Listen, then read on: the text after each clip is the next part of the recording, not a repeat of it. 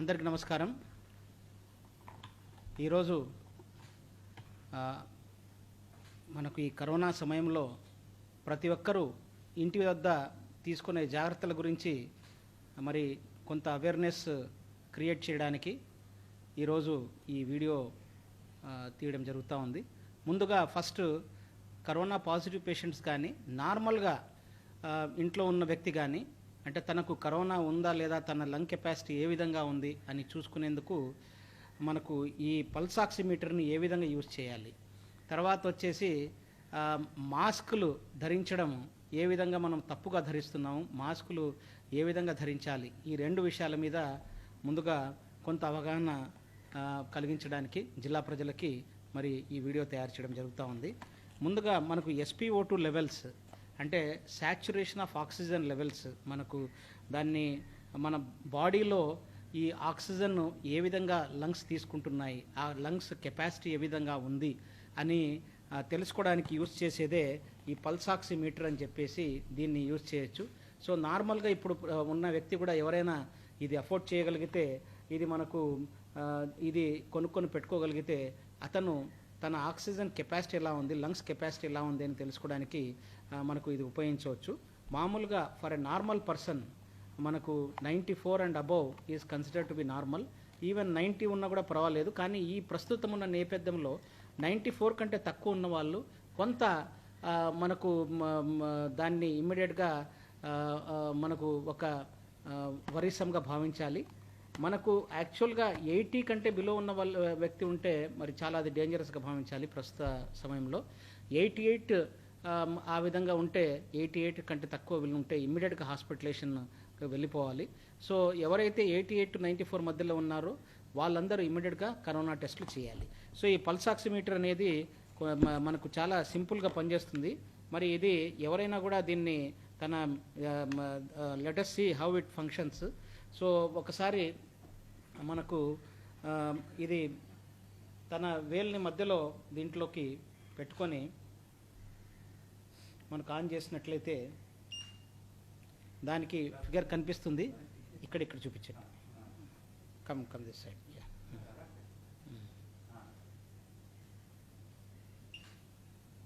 So దీంట్లో మనకు anything above 94 is considered normal. మనకు ఇప్పుడు మీ ఫిగర్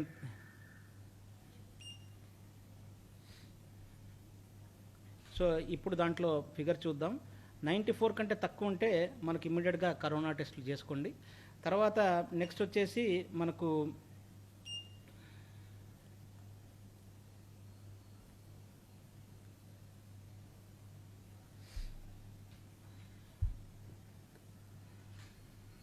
తర్వాత 88 కంటే తక్కువ ఉన్న వాళ్ళు ఖచ్చితంగా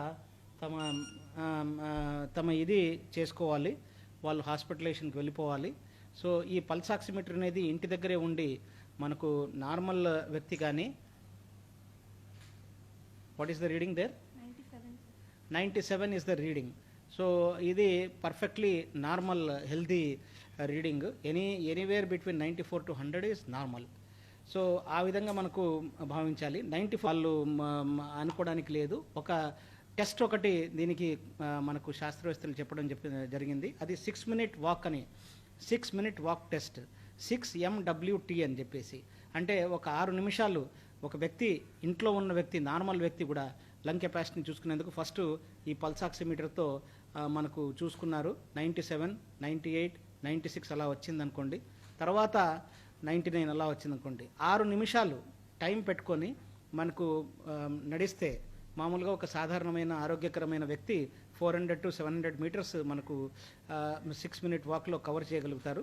సో ఇంట్లో మనకు అంత నడిచిన తర్వాత 6 minutes తర్వాత మళ్ళీ దీంట్లో మనకు టెస్ట్ చేసుకుంటే అది ఆ ఫిగర్ అనేది 4 కంటే తక్కువ వేరియేషన్ ఉండకూడదు. అంటే ఇప్పుడు 97 వచ్చింది, దాంట్లో మళ్ళీ 93 కంటే తక్కువ ఉంటే ఖచ్చితంగా మనకు ఆందోళనకరంగా ఉంది ఆ వ్యక్తి యొక్క లంగ్ కెపాసిటీ అని భావించాలి. ఎందుకంటే ఈ 6 minute వాక్లో ఎక్సర్సైజ్ అయినప్పుడు బాడీ కొంత ఆక్సిజన్ని ఎక్కువగా మనకు కోరుకోవడం జరుగుతుంది.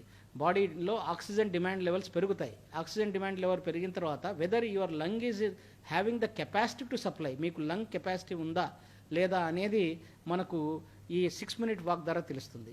ఒకవేళ 97 వచ్చిన వ్యక్తికి 96 వచ్చిందనుకోండి, 95 వచ్చిందనుకోండి, మనకు ఆందోళన లేదు.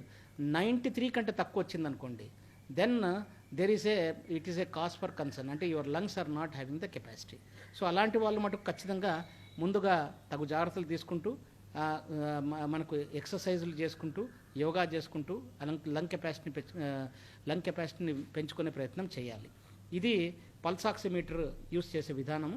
ముందుగా మనకు దీన్ని తీసుకొని మన ఆక్సిజన్ లెవెల్స్ ఎలా ఉన్నాయి, రెండవది 6 మినిట్ వాక్ తర్వాత ఎలా ఉన్నాయి, ఇది చూసిన తర్వాత normal person or a person who has become covid positive వాళ్ళు ఈ పల్స్ ఆక్సిమీటర్ని యూస్ చేసి తమ ఆక్సిజన్ SpO2 లెవెల్స్ అంటారు మనకు, దాన్ని సాచురేషన్ ఆఫ్ ప్రీక్యూటోనియస్ ఆక్సిజన్ లెవెల్ అని SpO2.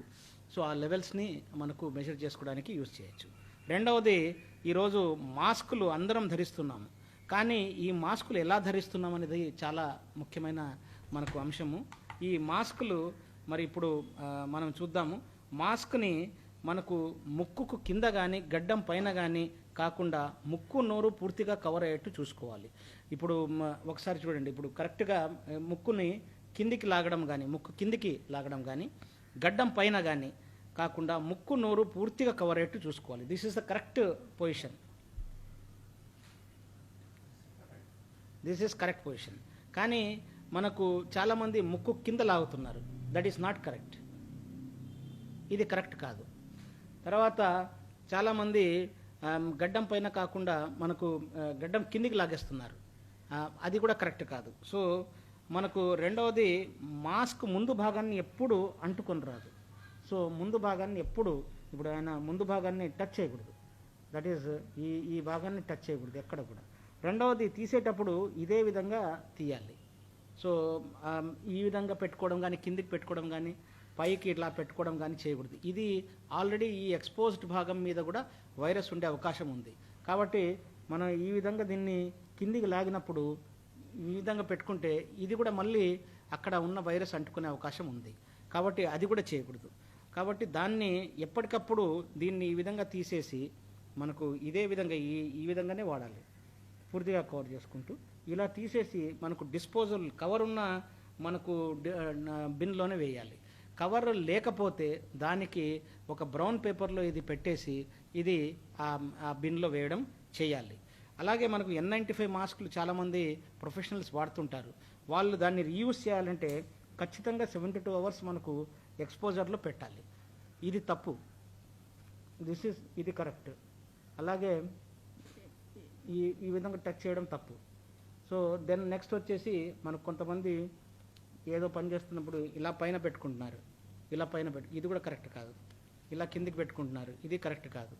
సో ఈ గడ్డం మీద ఇలా పెట్టుకుంటున్నారు, ఇది కరెక్ట్ కాదు. సో జాగ్రత్తగా దీన్ని చూడాలి. అలాగే ఎయిర్ ఫిల్టర్ మాస్కులు చాలామంది వాడుతున్నారు. అది ఎయిర్ ఫిల్టర్ మాస్క్ వైరస్ని ప్రివెంట్ చేయదు ట్రాన్స్మిషన్ అని చెప్పేసి ICMR వాళ్ళు మరి మనకు గైడ్లైన్స్ ఇవ్వడం జరిగింది. మినిస్ట్రీ ఆఫ్ హెల్త్ నుంచి కూడా దాని మీద గైడ్లైన్స్ రావడం జరిగింది. సో N95 మాస్క్ని మనకు ప్రొఫెషనల్స్ వాడాలి, అంతేగాని అందరూ మనకు వాడిన అవసరం లేదు. కానీ మాట్లాడేటప్పుడు మటుకు తప్పనిసరిగా మాస్క్ ధరించాలి. మాస్క్ని కిందికి జరిపి మాట్లాడవద్దు. మాస్క్ని ధరించిన మనకు 2 మీటర్ల దూరం పాటించడం ఉత్తమం. సో ఎవరితోనైనా మాట్లాడుతున్నప్పుడు 2 మీటర్స్ డిస్టెన్స్ ఈజ్ ఐడియల్.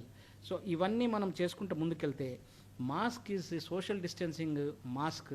ఇదే మనకు కరోనా ట్రాన్స్మిషన్ని తగ్గించడానికి మన దగ్గర ఉన్న ఆయుధం అని చెప్పేసి మీ అందరికీ తెలియజేసుకుంటాను. Thank you.